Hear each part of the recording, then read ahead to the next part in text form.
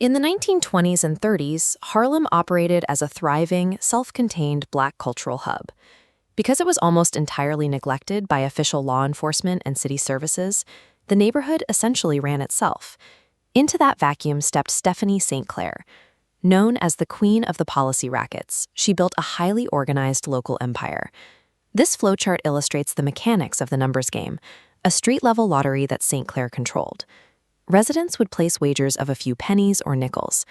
The system would pool those small bets into massive amounts of local capital, completely bypassing white-owned financial institutions. Traditional banks refused to lend to black residents during this era. The capital generated by St. Clair's lottery became the neighborhood's primary financial engine, offering loans, mortgages, and economic stability where the government provided nothing. That financial independence became a target in 1933. The end of Prohibition devastated the white mob's alcohol revenues. Searching for cash, the notoriously violent Jewish gangster Dutch Schultz looked uptown, deciding to take Harlem's numbers game by force. St. Clair refused to hand over her empire. To mount a defense against Schultz's crews, she brought in her chief enforcer, Ellsworth "Bumpy" Johnson. The resulting conflict tore through the neighborhood.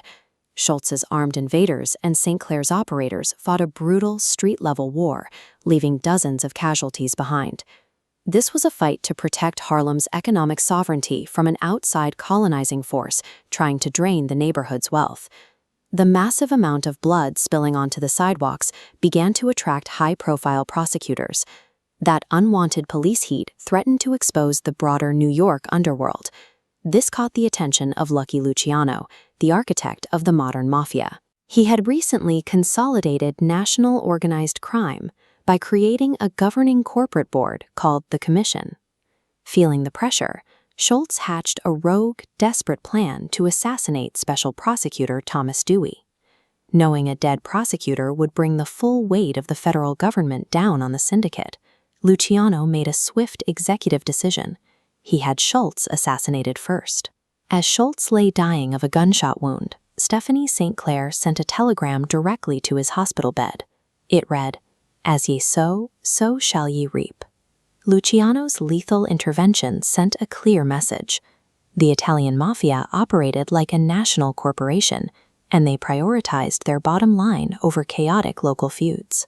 With Schultz dead, Luciano opted for diplomacy.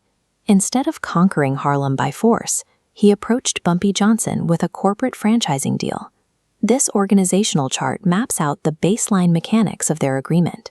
Bumpy Johnson retained absolute day-to-day control over Harlem's operations, keeping the street-level economy completely in local hands. But as this chart updates, you can see the Mafia's leverage. In exchange for peace, the Commission secured the right to extract a percentage of all local profits. More importantly, they secured the exclusive right to supply narcotics down into the neighborhood.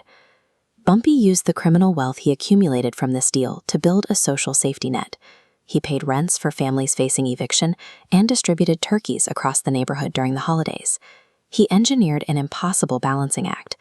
Bumpy became this singular physical and economic buffer, standing directly between his neglected community and the massive Italian syndicate. Fast forward to the summer of 1964. Heroin had deeply damaged the local criminal ecosystem. Combine that with severe police brutality and systemic poverty, and the neighborhood reached a breaking point. The spark came in July when an off-duty white police officer shot and killed James Powell, an unarmed 15-year-old black student. Almost immediately, the 1964 Harlem riots erupted. For 6 nights, residents mounted a massive civilian uprising against the police presence in their streets. Harlem residents were now engaged in a direct civilian revolt against the authority of the police. The images of those clashes broadcast nationwide, terrifying the political establishment right in the middle of a highly contested presidential election year.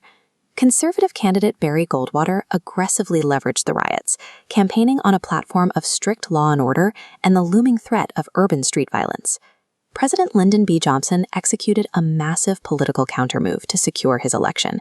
He officially declared a federally funded war on crime. This policy delivered a devastating practical impact. The federal government began pouring money into local police departments, flooding them with military-grade surplus equipment and strict intervention mandates. Under these new federal directives, Harlem transitioned from an autonomous, self-policed neighborhood into a heavily surveilled, heavily incarcerated zone. Harlem's local bosses fought and bled to fend off the Mafia's takeover, only to see the neighborhood's autonomy eventually buckle